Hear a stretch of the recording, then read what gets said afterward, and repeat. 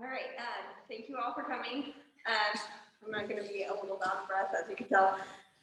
This is Samantha. Yeah, I got my master's in social work from the University of Louisville School of Social Work, and I have been practicing in Indiana now for 2 years. So she's a grief counselor with hospice, and why I reached out to them is I thought it was really important for us to know about grief and how our children at CASA process grief. If you haven't had a case, I think most of the people in this room have had some complicated cases that have involved death. I know just last week we had a death, for one of our cases where a parent had lost their life. It brings very complex emotions for the kids that we serve, because they don't necessarily get that restoration before the parent passes. And it can really lead to just some complicating feelings and thoughts, and just it's a process for them. And so I just thought it would be really beneficial for us as CASAs and for just as human beings to learn more about grief, because it's the trauma that we don't escape. Everybody at some point encounters death and experiences some form of loss, and then they have to process and walk through that. So I hope that you guys enjoy tonight's training. If you haven't signed in, just make sure you do by the end of the evening so that I can make sure that you get continuing education hours. And I'll let Samantha take it away. And Lauren makes a really good point as well, that grief is trauma. It's the type of trauma, and the size of that trauma does vary depending on who is impacted, what that relationship was. But also, grief is a broad experience, so not just with the death of a loved one. All of your kids will experience some type of grief, whether it be they can't live with mom and dad anymore, the person who has raised them, maybe an aunt, an uncle, a grandma, maybe is no longer able to do that anymore. Maybe for a variety of different reasons, they've been passed around from family member to family member. Each time that happens, they are well entitled to their sense of grief, as well as whenever someone dies. It's really important as well. So some of the topics that we'll cover today, just kind of an introduction, what is grief, leading into the different factors that influence grief. We'll look at grief in just a brief study of the brain, as well as just supporting children and adolescents through their grief, and when we might see that some more grief support might be needed for kiddos. So grief defined, we'll kind of break these into different terms, with grief being the normal and expected scenario in which someone experiences a loss, whether that be death or something else. And it's the adaptive process that follows that loss. So the art of kind of reintegrating, figuring out what this loss means for us, and what comes next.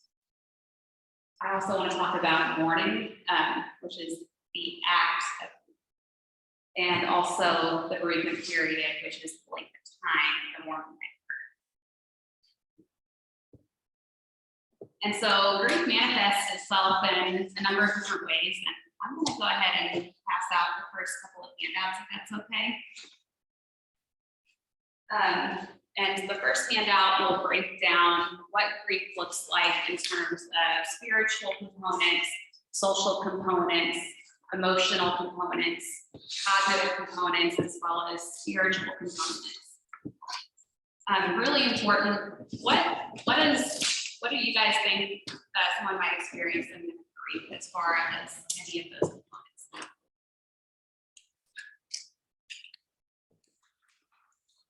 Loss of appetite. Loss of appetite. What about emotionally, maybe? Anger. Sadness, crying. Sadness and fearfulness, crying. What else? Relief. Relief. That's one that people forget about as well. They might have difficulty with Sleeping. That's really important too. We have to be able to sleep in order to regulate, right? And so the list that we just passed around, and there should be extras for anyone who wasn't able to attend or make copies as well, kind of give us the breakdown. Physically, we mentioned the change of appetite, the change in sleep patterns. Some people might feel gastrointestinal upset, nausea, of course, vomiting, diarrhea, that type of thing, or constipation as well. Another way that people might experience their grief in the physical sense is their vitals might change. They might have periods of increased blood pressure. That can be problematic over time as well. If somebody is taking any type of medications, it's really important to realize that people who are grieving, kind of bridging into the cognitive sphere, sometimes experience what we call a grief fog. Has anyone ever lost someone significant and the period of time that passes after that, they really can't keep track, for example, at the funeral of who was there, who they talked to, if they ate. Those are all different ways that the grief fog might impact someone. So people who need to take medications, they may have a hard time. People who need to make deadlines, their work or school performance, the scope of kids might decrease. Another way that people are impacted is socially. So we have different spectrums in the social field where maybe a kiddo is encountering a grief experience and they withdraw and they're very reserved. Or we've also seen the kid who attaches readily to anyone who will take them. So that's really, really important. Grief, we like to say, is kind of a spiritual experience as well. We end up asking a number of questions. Why? Why did this happen? Sometimes people experience anger or disbelief with the higher power. They might even become angry with this higher power, or just at the situation in general. All different aspects that can be impacted. I'll let you read a little bit more about this as well. But I also wanted to pass out for your own review as well, kid-specific developmental responses to grief and what you might encounter out in the field.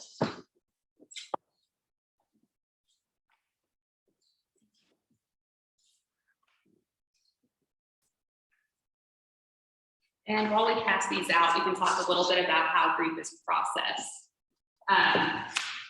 The dual processing model is a very popular model of grief right now, where we have two different realms of grief, if you will. In the first realm of grief, we have the area where we're fearful, we're having a hard time functioning. We maybe are having a hard time even getting out of bed. That's kind of the extreme. We're kind of going to fluctuate back and forth between that side and the part that has to go to work, the part that has obligations, especially you guys with CASA, and our kids have to go to school. Our kids have to do their homework if they're going to get through school. They have different obstacles that they're going to need to work on. And that's going to be what we call restoration-oriented tasks. Our loss-oriented tasks over here, like I said, the emotional strain, feeling as though they can't focus on anything but this grief. Show of hands, who in here has just stayed in the loss orientation side, the part where you can only see your grief? No one. So the natural process is to go back and forth between the loss orientation and restoration orientation until finally we spend more time over here on the restoration orientation. We're doing the things that we have to do in order to move forward just a little bit. Any questions so far? Did you call that other side restoration? So this is loss orientation, where we focus on the grief. Restoration orientation is that process of reintegrating, it's tending to different changes that are brought about by the loss. Any other questions before the next slide?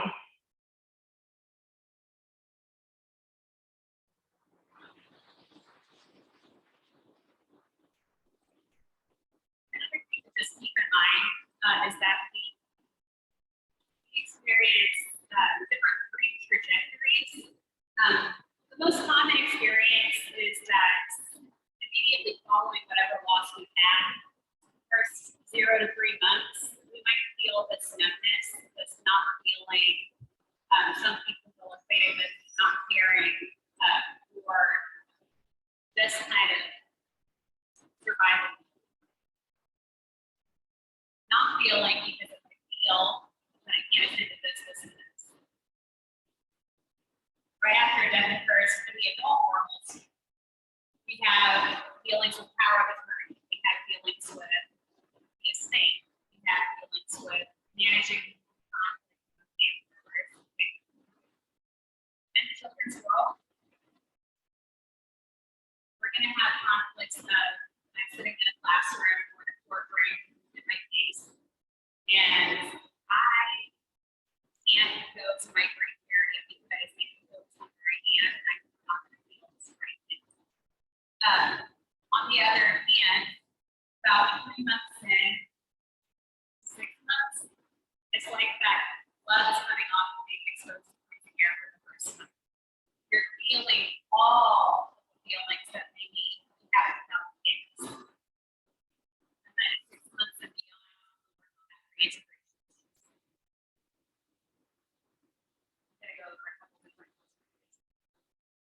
So the nano and his report say that we go through a grief trajectories. One being resilience trajectory, recovery trajectory, and chronic trajectory. So that's a little bit more in detail. So the resilience trajectory is going to be your most common over experience the type of grief go through this type of trajectory. These types of people are the people who maybe don't experience such a long death period. Maybe they attend the funeral of death and then they don't skip it. They go to their restoration orientation activities, going to work. Maybe their leaves of absence are a little bit shorter. Maybe they're making sure that if they're a parent, and our kids, this is going to look more like getting ready to go back to school. It's going to look like wanting to spend time with friends. That's their. These are the types of people who really get a little bit anxious about their grief because they think they're not experienced. Anybody ever have that happen? So the absence of sadness and the absence of tears does not mean that you're not. And that's really hard for people to get their brains around. The absence of sadness and the absence of tears indicate that you're breathing in a way that you haven't seen. It's still grief. It just looks.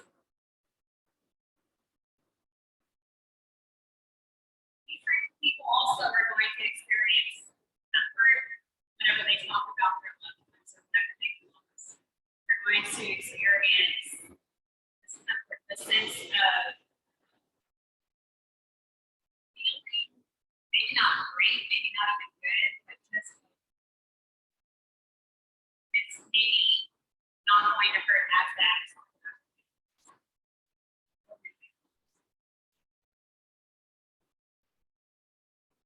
second one is the recovery trajectory. These are the people, it's the second most common, according to the man and his colleagues. These are the people who say, for example, adults, adults who are taking care of their aging parents. They feel relief. Not because they're happy that the loved one is dying, but because, unfortunately, in the death of their loved one, they've had a space created for themselves. Maybe they were a caregiver for their parent, and they were investing a lot of time, and maybe even working a full-time job. They were taking their parents to all of these appointments, and their parent dies, and they say, I don't know what to do with myself. I don't know what to do with this time, but I know that it feels okay to not have to. These types of people are also going to have some comfort talking about their children. If they're not glad that their person has died, or they're not glad that something has happened in their life, that they've lost something or something. But they need to realize that their loved one maybe had a chronic or terminal illness that lasted a long time, that person is no longer suffering. The first two trajectories coming out as well. People who experience that don't lose their senses.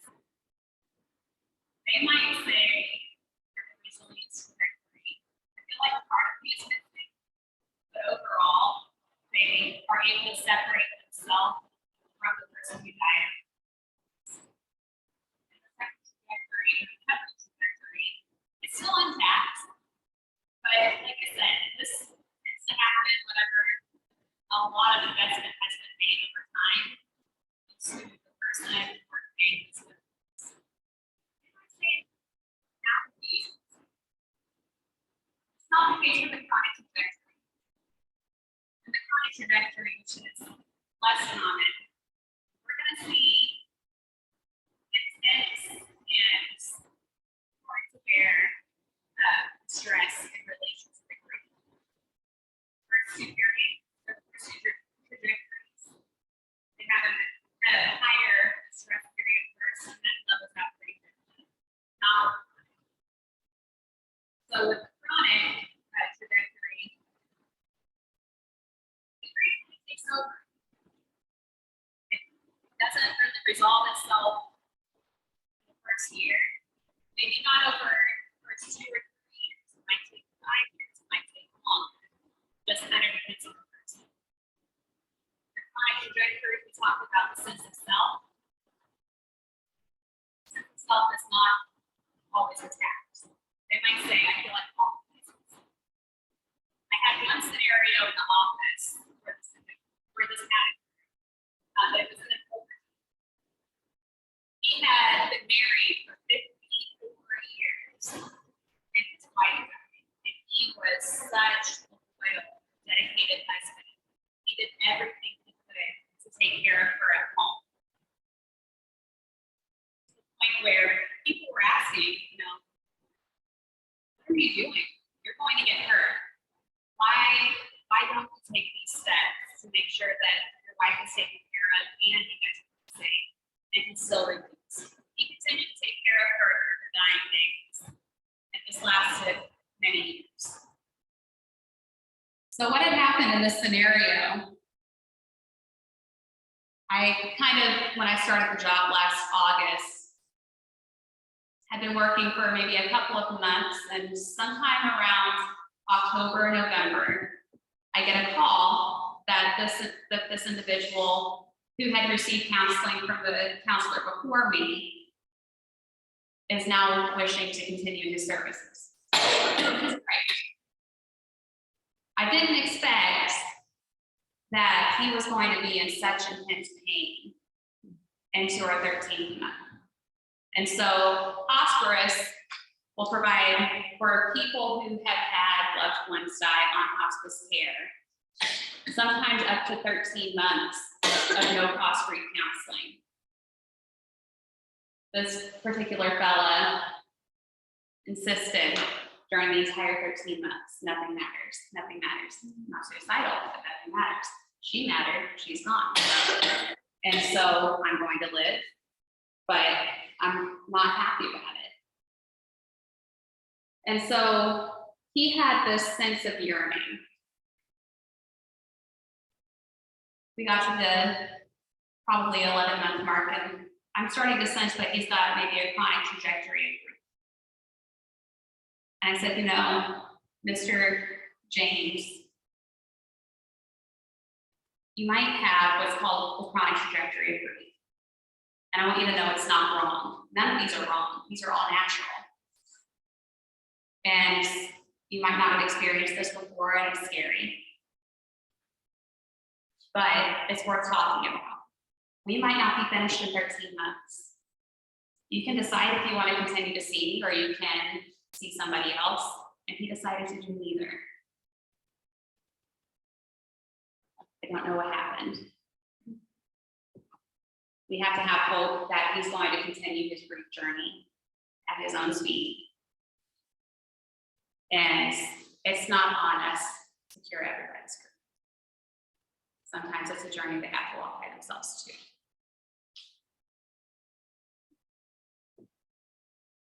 I also want to make a note, the diagnostic statistical manual, which is how the psychological field and as well as different mental health professionals diagnose, has included a new diagnosis in their latest text revision called the prolonged grief disorder. That fella, he's gonna fit into that. This is where your grief is so intense and it lasts more than a year. Like I said, it doesn't mean it's wrong. But for people, clinicians who do accept insurance, this might be a good thing. It might open doors to help people get more out of the grief counseling experience. And it's not wrong. Let's kind of just take a break here. Any questions about the grief trajectories?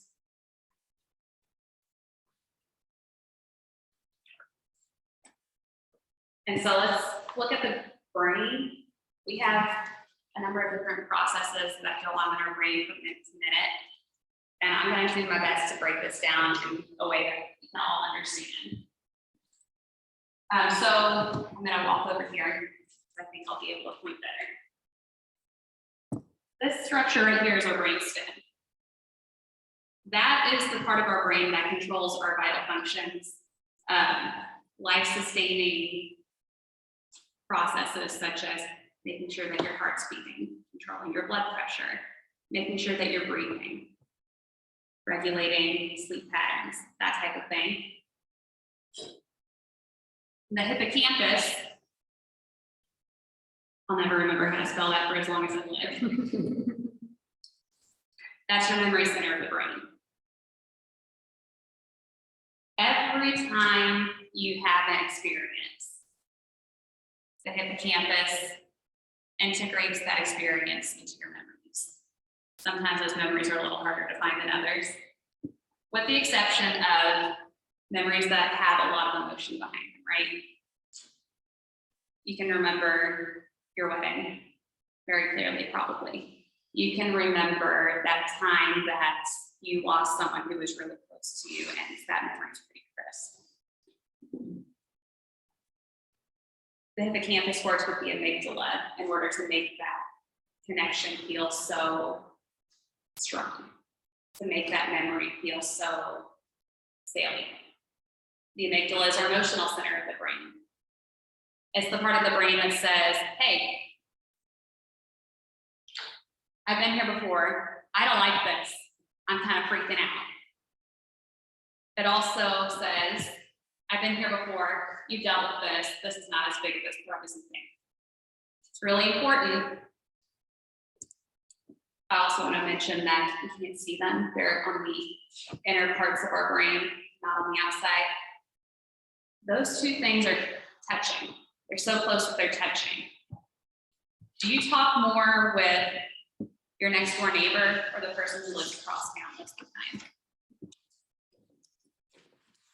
So that connection is pretty strong. We also have this area, the really big one right here, called the prefrontal cortex. And that big old area kind of makes you who you are. It influences your ability to think through processes, gives you a personality, controls your impulses. It also will help you to be able to have a rational thought. It will be able to help you to learn. And any guesses what happens to the prefrontal cortex during grief? Knowing that these two structures right here kind of kissing cousins. Like it doesn't work as good. Bingo. Not only does it not work as well, it's almost completely inactivated. You cannot access your prefrontal cortex during times of stress. Any idea how that might impact your kids? Especially the people who've been here for multiple years. Impulse control. Impulse control. What else? You ever see aggression? It's not the prettiest sign, but yeah, behavioral regression. Yeah, go ahead. And that's because there's no rational, like it's just shut down. Yes, Because the brain's overwhelmed with those two things in the inside that are upset because of. these two things are so activated that you can't access that. The connection, That's wild. isn't it? How many times, this, gonna throw out a guesstimate, how many times do you have a kid who, after they've experienced some kind of loss, whether it be a death or whether it be they've changed schools or they've changed into a different household, how many times does that kid get diagnosed with ADHD? That's a problem. The best way to identify if it's ADHD or not ADHD. Did they have ADHD before the change occurred?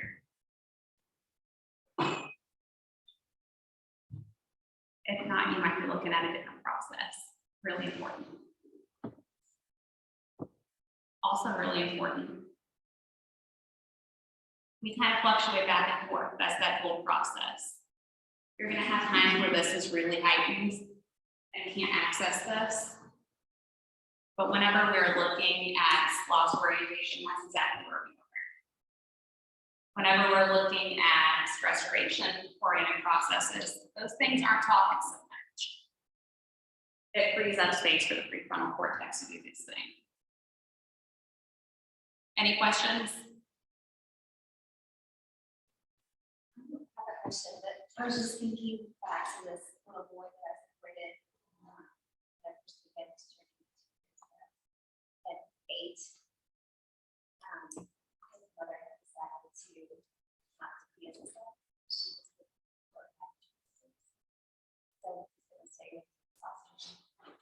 And literally, just the way you explained that explains most of his behavior as a new person in his life.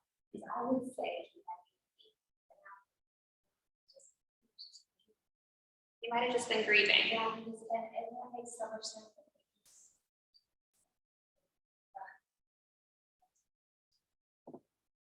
And that's, go ahead. About, I know you can't say there's a term that this happens, but can this go on for a long time or? That kind of just depends on the grief trajectory. And so we were talking about the resilient trajectory and the recovery trajectory. Those kids with that particular, whatever loss that was, might kind of ease back into their schoolwork. They might ease back into making deadlines, AKA doing their homework. They might, on the other hand, really struggle for a while. Some of the different things that might impact that. How many times do we look at kids after a death has just occurred and we say, I don't want to talk about the person who just died. Happened in my family. I don't know if it did anyone else. And so if we don't open doors for kids to work through their grief processes, they're going to have a little bit harder time in their grief. My favorite way of looking at it is that the only way that we can regulate our emotions is if we know them. If we never met them, they're pretty scary. And so if you don't know your emotions and sadness verging on this depressed feeling, what is that? Maybe even get some anxiety about it. We have to be able to work with our kids to talk about what's happened while also not flooding them. It's a very delicate balance. Like I said, grief is a traumatic stress response. It's devastating to these kids. You've seen it. A parent decides to not be in their life, no fault of their own. No fault of the parent's own either. If sometimes they have a relapse of substances, maybe they can't support their kids for a number of reasons. The point is, I'm not here to judge those parents. I'm also here to say our kids deserve to be able to work through their grief. They're entitled to their grief. And it's really important that they learn these skills from a young age, because how many times do you see the person who hasn't had a significant loss until they're in their middle age? I see that a lot too. Never lost anyone before. I don't know how to deal with it. But it doesn't start with death. It starts with the other things, the changes.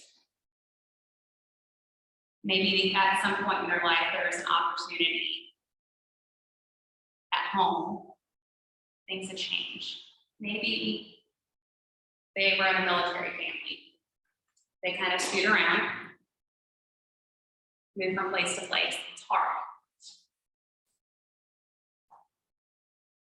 Were they given the opportunity to say goodbye to friends, teachers, different adults in their life who they no longer have access to? That's important. Questions?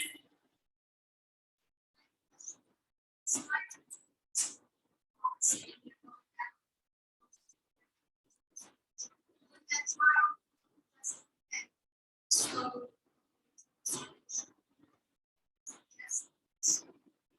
the question is, what happens if a child is not able to go toward restoration? It's very rare that we see them just sitting here not going toward restoration. Sometimes restoration is not great. Sometimes it looks really slow. The kid who can't do their homework because they don't have that frontal cortex activation right now, are they showing interest? Not able to do it? Are they possibly wanting to spend time with their friends, but I don't know, let's talk about it? Is the desire there? And if the desire is there, can the desire be greater than the risk? Can we give them more opportunities to socialize and not have their grief dominate the conversation? It's very rare that your grief dominates the conversation, right? We have to give them more opportunities to succeed. Not that talking about your grief is a failure, but knowing that it doesn't have to identify. It's part of the whole story. Small part. Did I answer your question? It's small steps. I also think sometimes when it's not child wants to be so now it's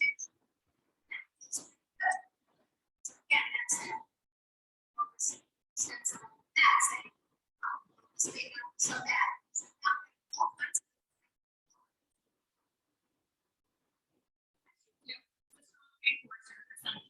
Some kids, it makes them feel very uncomfortable to all of a sudden have all the attention. If I look at you suddenly like that, only you, it doesn't feel good at all. That's hard. I know kids look at it first. After they have that.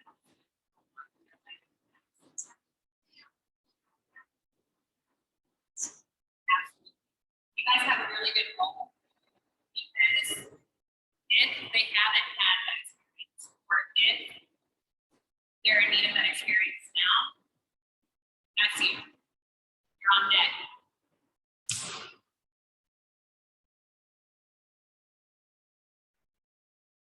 Any other questions before I head forward?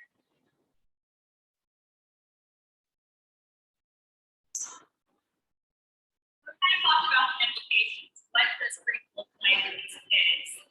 Their prefrontal cortex is not fully activated. They can't access it in its entirety. You've got the inability to focus. Kids don't like pop quizzes anyway, but something has just happened in their life that is earth-shattering. They've lost someone. They're on fire in some state.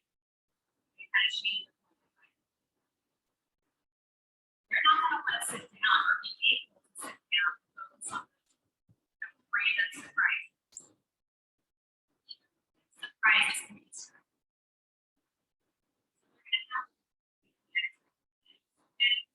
You might have a change in behavior.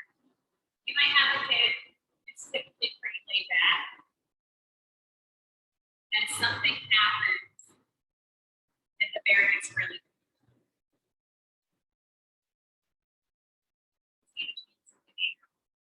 I used to work at Maryhurst, a residential treatment facility. Even near bed, hard.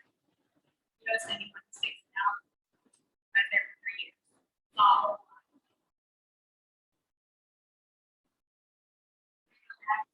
previous slide for a second. These two areas are so highly activated. Why is it that they're activated? What's happened? Any examples? I'm sure I know what you mean, but is it just the stress having to deal with it over? So overwhelming stress. Maybe they have gone out in the community with one of you and they see someone who looks like mom or dad. Or they see someone who maybe looks like someone who has done harm to them in the past. Or maybe they hear something and it reminds them of the time when mom or dad did X, Y, or Z, whether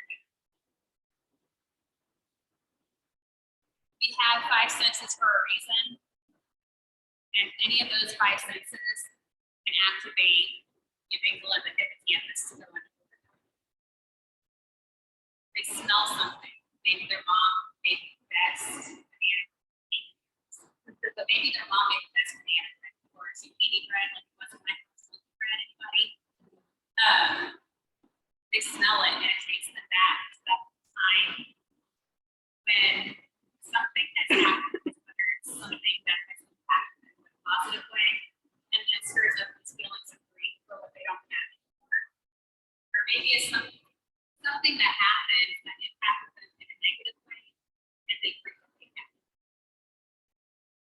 It's really important to realize that there's it's not all parts of the grief are bad. Sometimes even the good things are.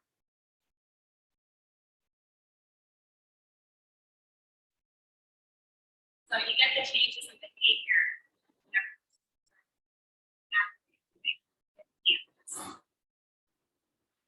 Cortex is shut down. Taking a break. They have changes in social interactions and attachments. Have you ever seen a kid who goes to live with someone else and immediately has all the friends? Or maybe moved in to live with somebody else, or is maybe having a really hard time at home. And they don't have any. I've seen both types of kids in years.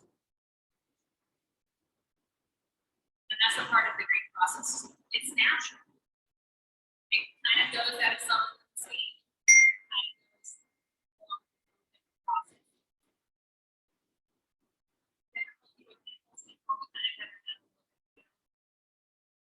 They take care of their siblings. Maybe they're not as great at following instructions anymore, or sitting down and out in the neighborhood. Maybe it's hard to even keep them from walking beside you. They're getting ready to run out in the street, not because they wish any harm upon themselves, but because they don't have. And new environments in school, sometimes they act really well. Sometimes they have trouble making new friends when they're in that new space. Sometimes they have trouble connecting with the new caregiver, even if they've known that person before. You asked, what can you do to swing them toward resilience?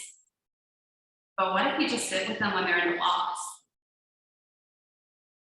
With it being a natural process, sometimes you need somebody to walk the steps with you, not someone to try to fix.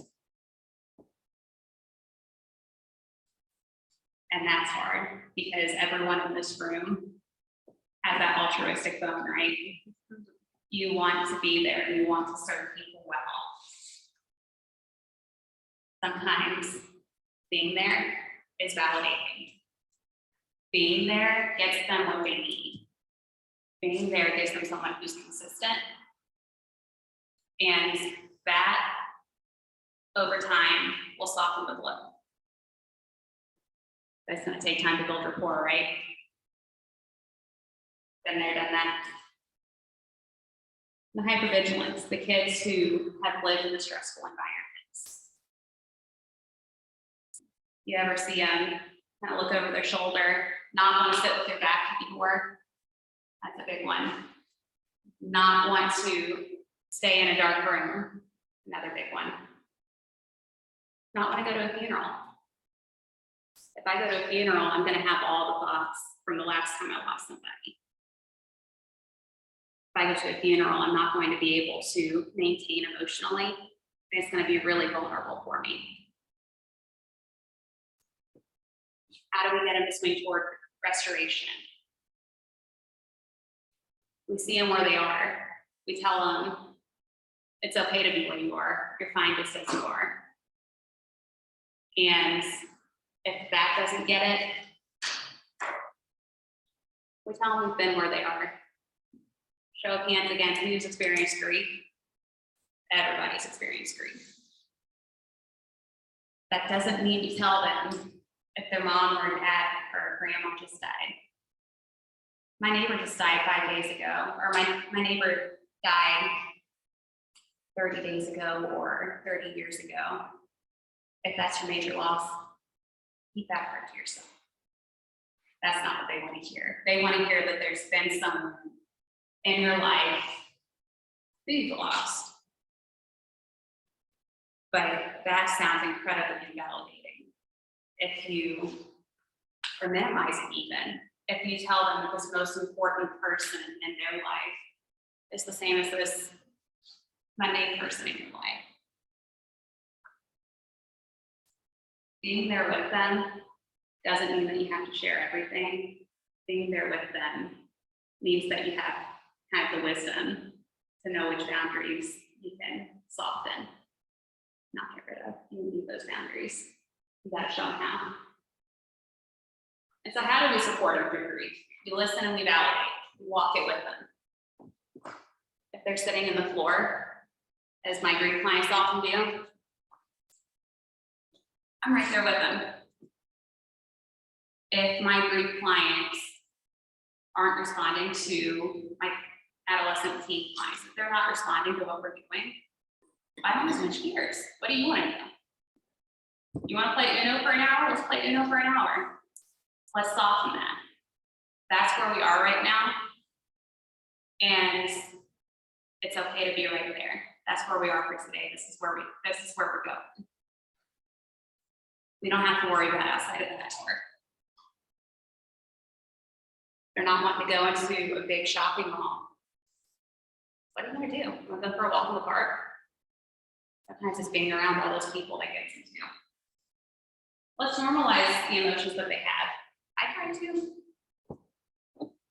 If you haven't been to a funeral with me, I'm the biggest boohooer out there. But I own it. I can feel it. And what's better for my nieces and nephews, I can tell them that's okay. It's okay to have big feelings. And it's okay for them to have big feelings too. Those go away. You're just visitors. Don't give them the cliches or the stigmatizing comments. You're gonna run into a lot of stigma in this field. Whether it be someone in this child's life has been charged with neglect. Maybe they have a substance use problem. Maybe they have a situation where they don't fit into the typical nuclear family. That's okay. But don't make it bigger than what it is. And don't go and tell them, well, that happened and it's God's will. God has a plan. That's not what they want to hear. Not that God isn't important if it's important to you, but they don't want to hear that this person or being, God, that has such power, plan for them to hurt that way. Don't give them advice if they don't ask for it. You ever been just venting and someone says, well, why don't you do X, Y, and Z? That'll fix everything. Like, I didn't want you to fix it. I wanted you to listen. Show of hands, anybody? Yes. Scale of 0 to 10, how infuriating is that? So can you wonder then why these kids will have a change of behavior just like that whenever you've given them advice they didn't ask for? We have to consider and also pass these around as well. What I'm passing around right now are a list of different phrases. On one side, you've got the thing that's helpful. On the other side, the thing that's not. Don't do the things that aren't. Don't be that person.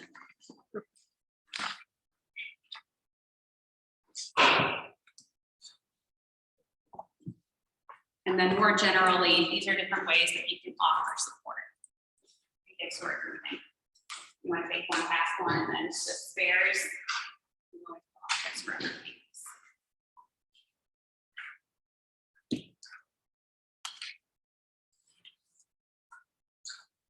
I don't know if the font's too small to see, but the last one's the most important one. Anyone want to read it? It's really loud. I probably don't want to see myself. The bottom one, what's it say? Oh, Accepting and respecting the child's truth. If they say it hurts, it hurts.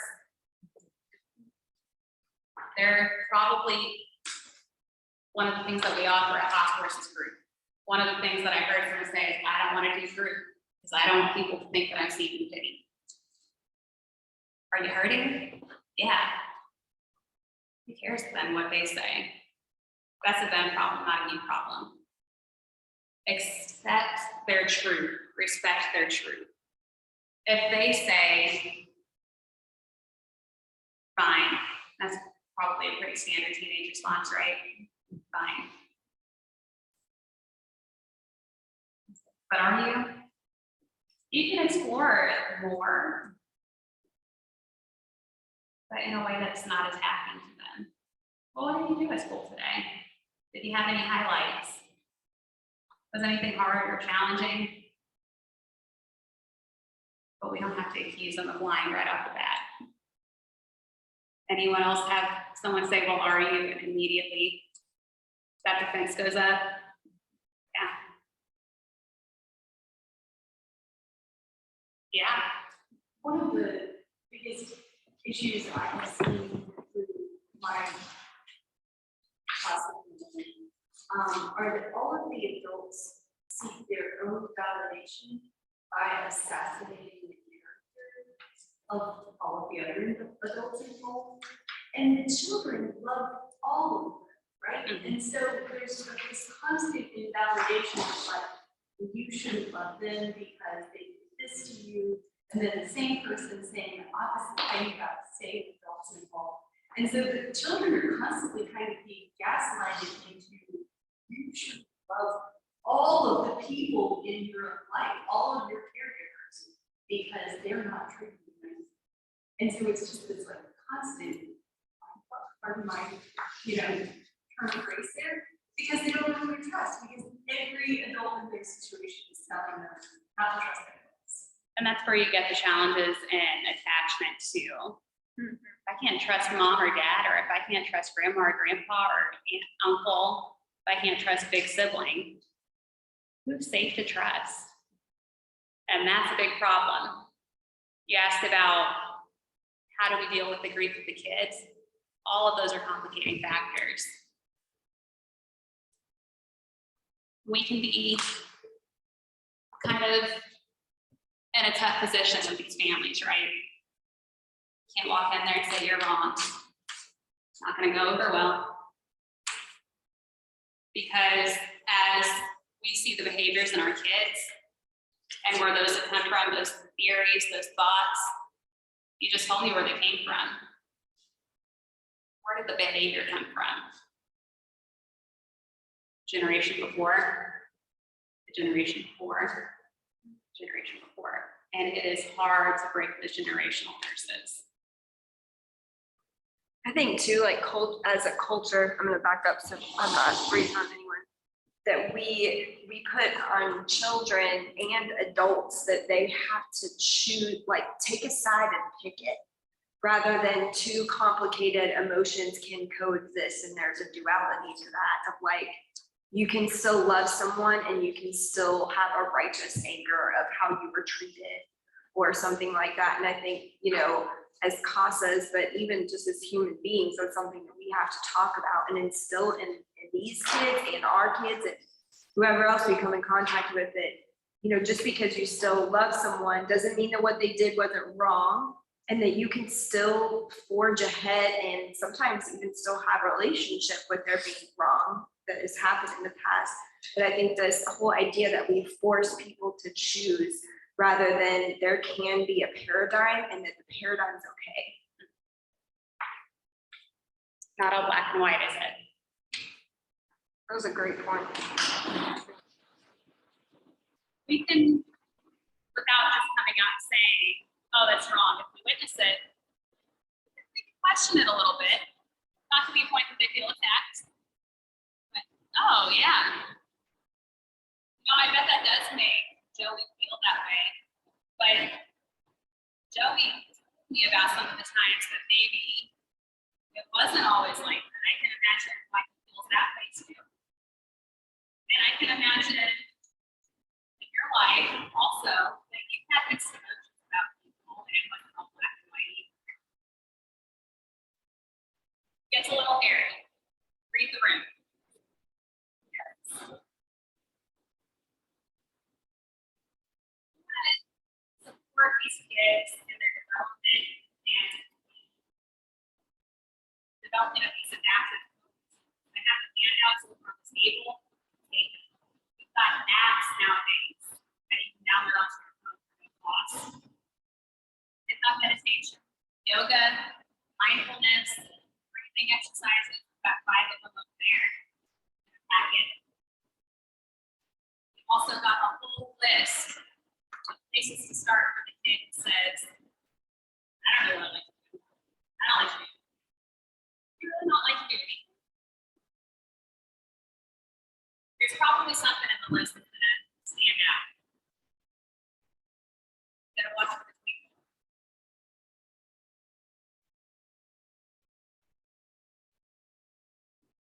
You can also, in the way that you're talking about, help these kids identify that their life is helpful and in what ways.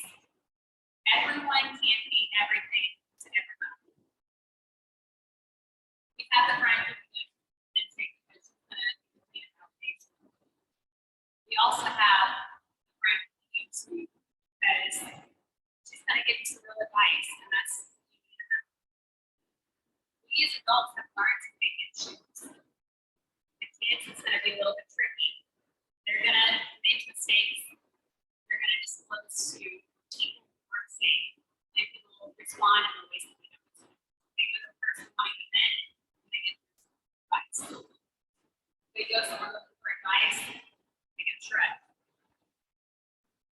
How invalidating does that be? We aren't used to asking for exactly what we need anyway. And if you don't know what it is that you need, it gets that much harder. It's okay to ask them if they're on a rant. Just for a second, I need to ask you, are you looking for advice or do you just need to hear it? That's good, that's bold. Give them power.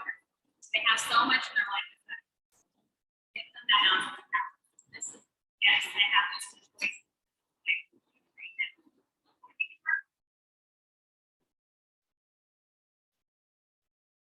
And the last one's really important. If we are having a really tough day at work, if I've gotten out of session and that session has been really hard to hear. Walk. I don't know about the rest of you. Take a walk. I'm going to come back. I'm going to take a walk. And I'm going to be present for the next person. These kids at school are told constantly that breaks are unacceptable. Advocate for the break. Advocate and let them be the expert. Let them tell us what they've had. What they can have for stimulation right now. When their emotions are too heavy, they are the expert. Acknowledge, accept, protect the truth. And that helps. I need a break. They need a break. We need to advocate for them. And this is going to be really hard for you guys to read. Apologize for that. But I did give you a handout. How do we know when kids are needing extra support? And they're really important. There's not that many times when it's just the green. Just the green. Sometimes what they've been through in their short lives has been truly traumatic, and it only emphasizes what's already happening in their lives. That's really, in those cases, we want them to not go to the grief specialist. We want them to go to the specialist who's going to look at swords and trauma. If one of the ways that Jimmy or Jane has learned it is that they are changing their eating habits to mainstream, maybe developing some disorder eating, maybe they're cutting themselves, maybe they're having suicidality. We don't want them at the specialist. We want them at the specialist as a scope manage those responses. For the kids who are appropriate, we want to see do they have those extreme feelings of anger, sadness, but they're still being safe. Do they have this hostility toward the person that died or what they lost? Do they have a sense of danger in the person on?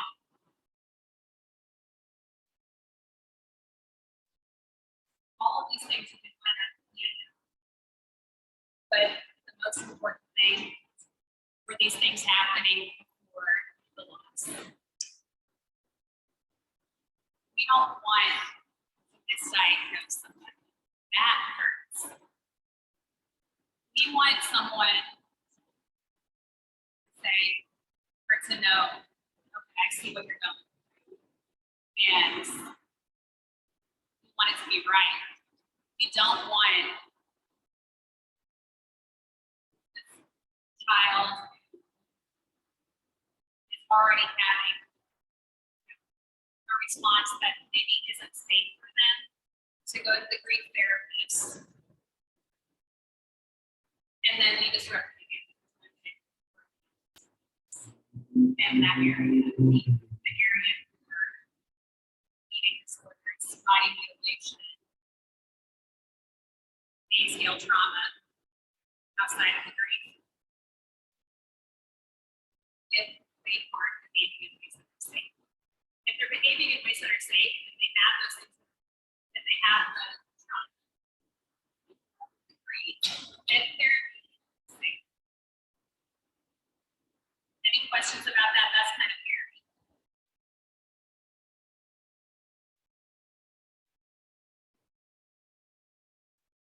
So if you suspect that maybe a child had not been cutting before, but then does start cutting after a loss that seems that might be an extreme reaction to a loss, to self-mutilation. So And so you've got a good point there. The behavior develops after the loss, in response to the loss. I'm gonna want to assess them, but I'm gonna want to be really honest with them and transparent with them. That if I assess that they are a risk to themselves, I have a client right now who had an instance of self-mutilation in response to what was going on in the home environment. It happened before dad was living with the grandparents, happened during that time.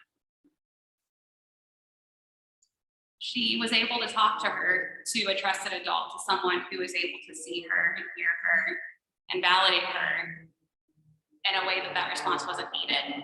But I want to know if that's still going on. If it is, I'm probably not the stop for them. We want them to get the treatment that's safe for them. So if you saw that, well, I guess depending on the age of the child, would you say, I've noticed that you have marks on your wrist.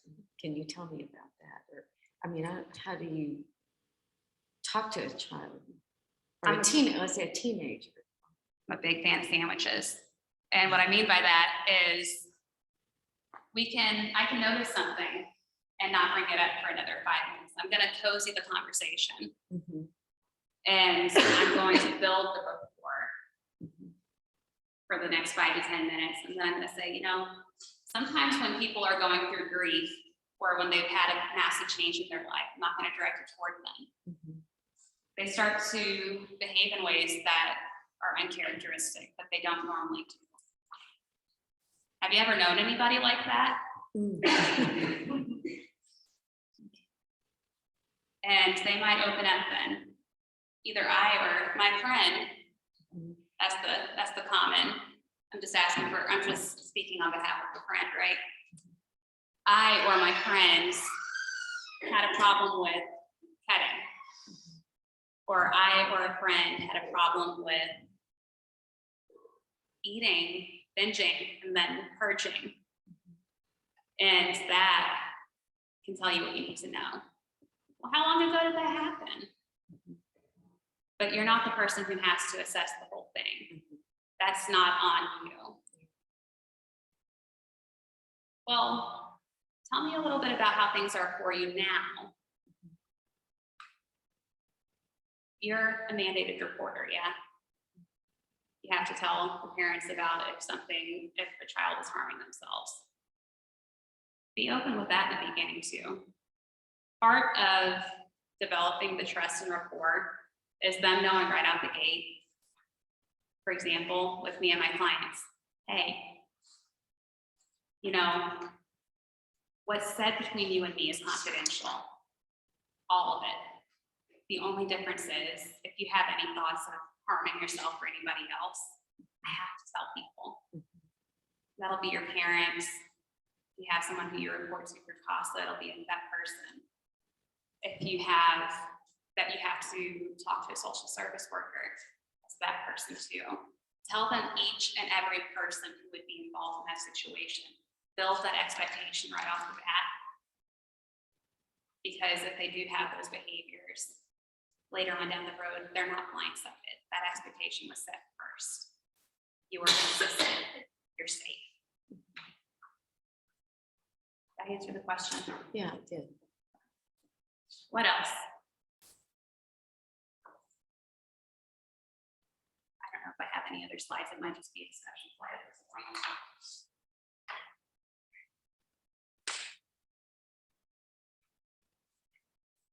What do you want to know other than that about grief? I gave you a lot of information to marinate in.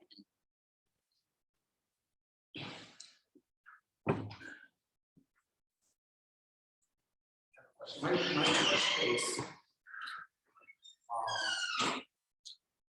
the child had,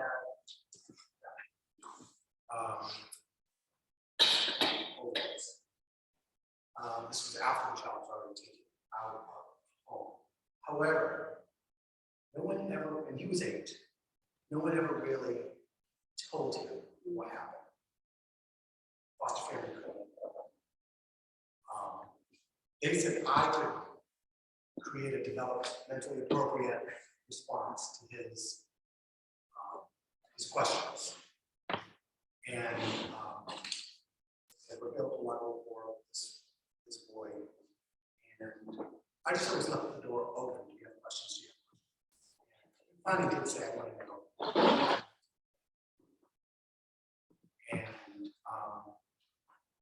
And I skirted it, but didn't. I mean, I was trying It's to hard think. to talk about, right? He's 8, I'm not saying they stuck a needle in themselves and checked his drug, but I did say drugs and other drugs. And I kind of left it there to see where he would go. And I said, how would that work out? All right, I got it. And then he asked me another question at the time about, it was like, why was I taken out of my home? So what do you know? Yes. And because he really didn't know. He says, I just know that people came to that. And again, That's a powerful question to ask. and I just said to him, I said that mom was involved in some very unsafe things. And again, I waited to see what his response to that was going to be. I said, do you have any other questions on it? No, I'm good. So You nailed it. You nailed it. Because you, number one, asked, what do you know? What have you been told? Because even if you have all of this information, it's going to go in word vomit everything. I'm going to phrase things in a way that's developmentally appropriate. How old was he? He was 8 years old. At 8 years old, we've got ways of thinking that are not like the adults. We've got ways of thinking that are just kind of more concrete. We can identify with facts. Dad died because of drugs. Okay. You asked permission. Do you need to know anything more? Nope, I'm good. If he wanted to know more, he would have asked. And you might have asked right at that moment, but you already told me that. Yeah. And it actually started with him asking the foster family. The foster family told me about it. We can't address this. So I knowing that, just try to create opportunities. Meanwhile, this kid lives on a farm. So we were like doing this while collecting the eggs and feeding the cows. Oh, and yes. all this. So it was like right little medium. If you can get your hands moving or your feet moving, if you can sit down and crochet, how many of us like to mow the grass because we focus in on the grass and our mind kind of does whatever it does? Subconsciously, we're looking at the grass, but the mind is subconsciously healing. If we can do the movement, if we can do the crocheting, the mowing of the grass, going through the blocks, picking up the eggs, if we can learn to play guitar, if we can do things with our hands, that's another really good one. The more we know how to do with our hands, these hands become a resource for coping. Gardening, Anyone else a fan of dirt therapy around here? Oh, yes, several. The power to create. Is there any better power? I'm studying art therapy right now. So.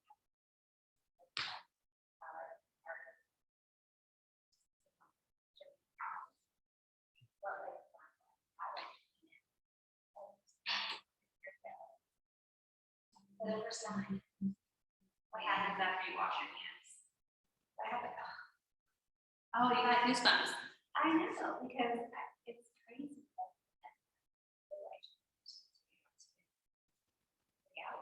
All that energy that you just invested into the dirt therapy, digging your hands in the soil, cutting down the tree if you're old enough to use chainsaw. Recently, clearing out your previous homeowner's disaster of a yard and making it your own. Oh, nothing better. You can see what you've done, and then you're feeling gross after. You gotta wash it all off. Oh my God. After a day of yard work, there's nothing better than that first shower, right? These kids are feeling the same way. I'm picking up the eggs with Paul, and we're talking. I'm focusing on picking up the eggs. That's where my focus is. But another part of my brain is free to discuss and to learn if I want to. But I have the power to decide if I want to or not. Isn't that amazing? Would you say that that's a little, maybe like kind of engaged there, but that process is kind of engaged? So it's not all black or white thinking. That's one of the most important things we can take away from the group training. Yes. There's times when we have such activation that we can't get the prefrontal cortex, but then there's a time of balance. And that is the great work. Whenever we can find a time of balance, relish in it, even if it's for 30 seconds, and then go back and do what we're doing. Egg collecting is very regulating. Good work. You're doing it. What else? I'm just curious what you do with young children. Okay, so I'll tell you the story of the 9-year-old real quick. Is it okay that I go over a little? Yeah. Is it okay with everybody else? I want to ask that permission. So I had a 9-year-old at one point. She came in. I talked to the parents first. That's always my first step. 9-year-olds are not going to tell you. Normally, this was an exceptional 9-year-old. I think that she was having some pretty healthy grief all along. But she needed to build that confidence up a little bit, get validated. And anyway, talk to mom, because mom is a supportive person. Talk to the supportive adult. If the supportive adult is in a conversation with you, they're going to tell you exactly what they see. My 9-year-old daughter is kind of having a tough time focusing in school right now. Grandma died. She's having a lot of stomach issues, a lot of stomach aches that are really severe that end up resulting in vomiting. And that's taking her to the pediatrician. The pediatrician doesn't have the answers that I need. And I bring in this little precious child. And the first thing that she and I is Grandma Lodge. Tell me about Grandma. I want to know everything.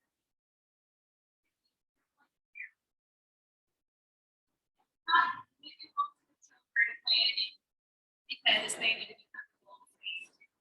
And it's really intimidating. And I want to know everything about them. I want to know what makes them. So it's things that makes them not busy and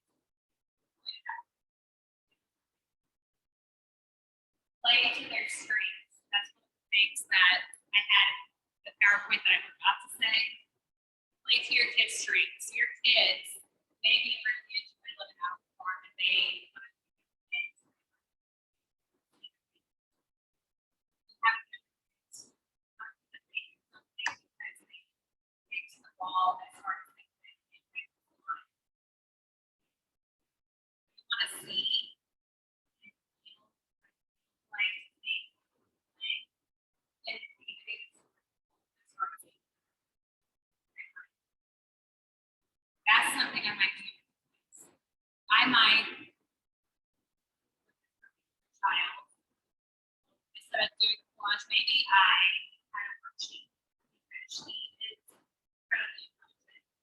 showed me that from the get-go.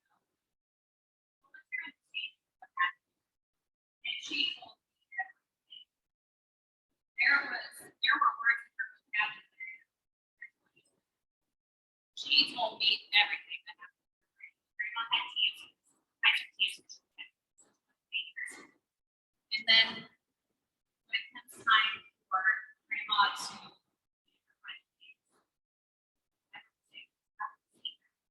and I kind of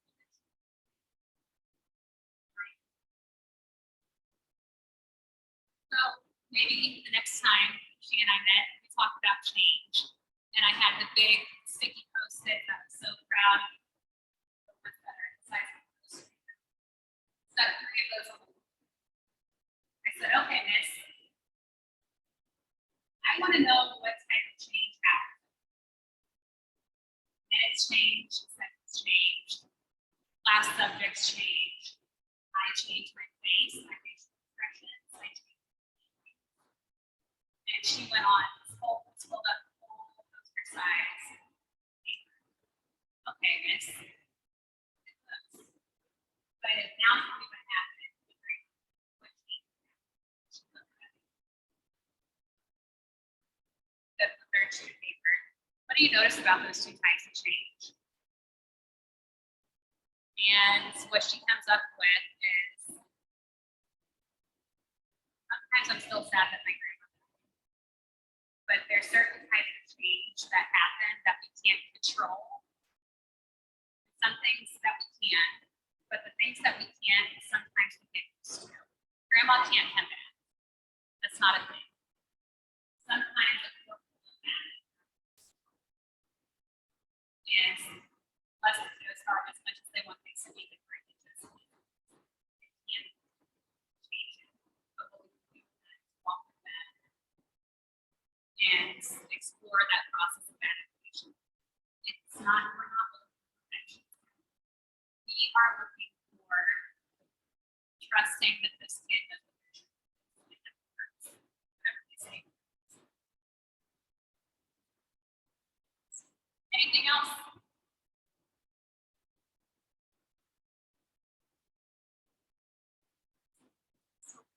Thank you.